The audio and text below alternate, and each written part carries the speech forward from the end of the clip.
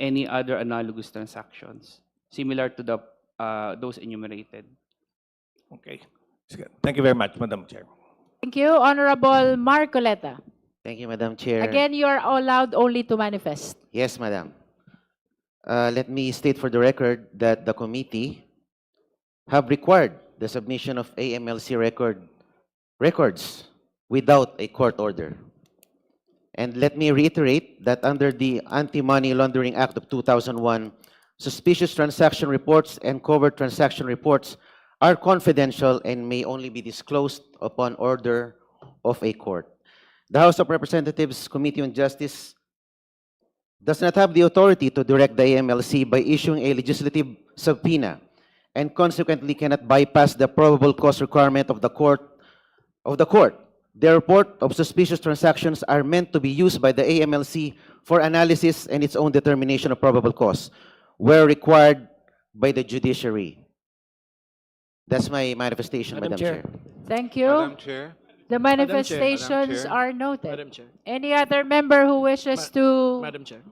manifest or raise Madam clarificatory question? The Honorable Jokno and Madam then the Honorable Ko. Madam Chair. Just a Also me. counter manifestation, Madam Chair.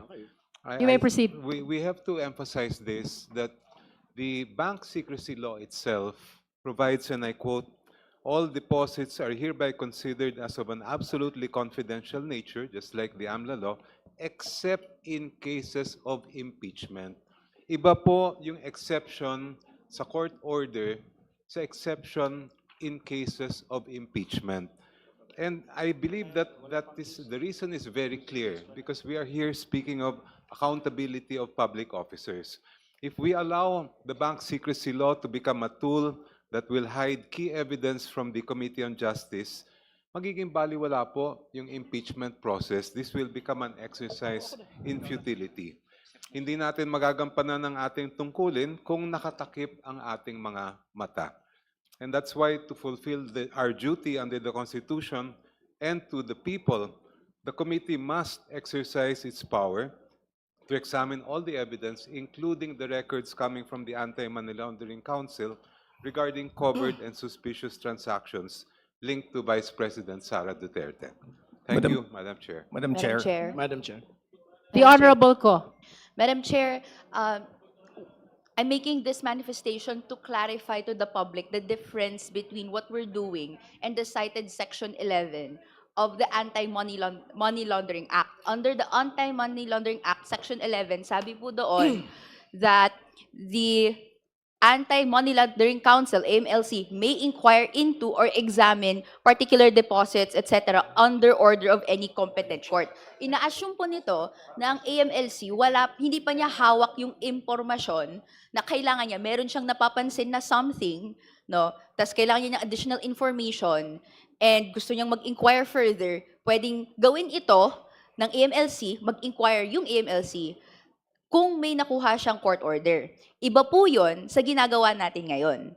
Ang ginagawa po ngayon, tayo bilang House Committee on Justice, dahil we're acting upon the people's complaint for impeachment against VP Sara Duterte, and kasama dun sa complaint, no, yung mga financial assets ni VP, no, we're asking the AMLC, based on available information and intelligence that it has, no, prior to any of the, prior sa pagsimula ng impeachment proceedings na to, may alam ba kayo tungkol sa possible covered transactions or suspicious transactions na pwede niyong i-report? So, this is to clarify to the public that Section 11 actually does not apply in this case. No, ang tinataya po ng AMLC now, meron pong mga reports na na-receive sila from banks, no? And hindi po cause yung pag-collate nila ng reports na yon because merong impeachment proceedings na nangyayari. Hawak na po nila yon prior pa. So ngayon, gusto nating marinig from AMLC ano yung contents ng report na yon, so that we can finally move on to the next parts of the proceedings, which is ano bang implications ng kung ano mang covered or suspicious transactions yung kaya pong i-report ng AMLC. Thank you, Madam Chair. Next Chair. is the Honorable D.S. Chair, Beron. Madam Chair. Yes, I know that the Filipino people are waiting to see and hear the report of the AMLC on covered and suspicious transactions. So with the indulgence of the justice members, we have been repeatedly I know. discussing about the legality of the issuance of the subpoena and the disclosure of the report.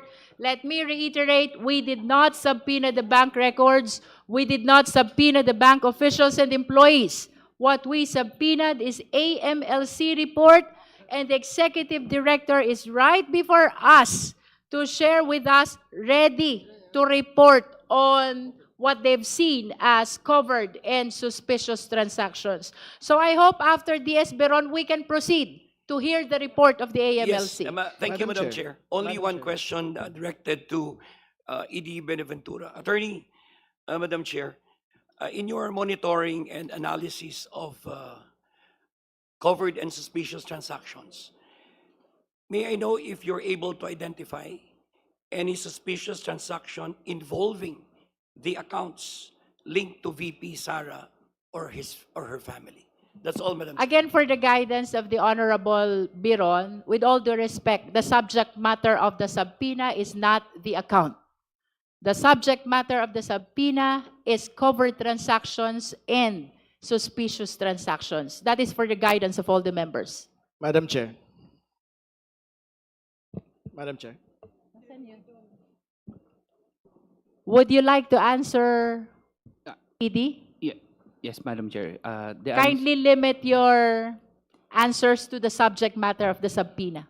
Yes, there are suspicious transactions and covered transactions found in our system, database, or record.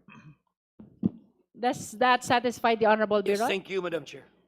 Now we recognize the Honorable Terry Ridon. Madam Chair, thank you. Maraming salamat po. Magandang araw po sa Anti-Money Laundering Council. Meron po kayong mga dala pong mga dokumento, hindi po ba? So may Tama. cover letter at meron po tayong mga reports, no? Apo. Relating to the accounts of transactions of Vice President Sara Duterte and Attorney Mans Carpio. Can we refer to the cover letter first? And we'd like you to read it in full for the benefit of everyone.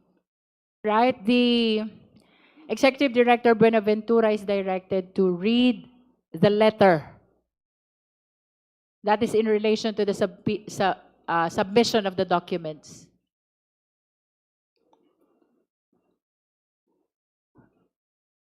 Subject, subpoena ad testificandum et ducestecum issued by the House of Representatives, Committee on Justice, in relation to the impeachment proceedings against Vice President Sara Z. Duterte.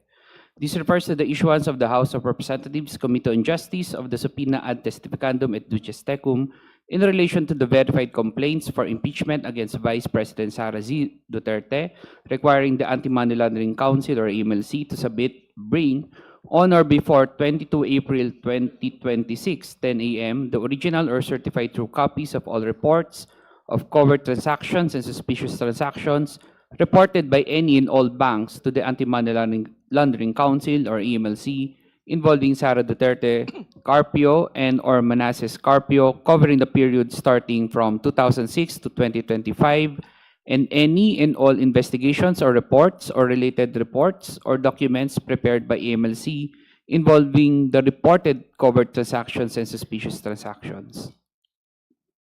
In compliance with the subpoena, the AMLC formally transmits the original and or certified true copies of the following documents.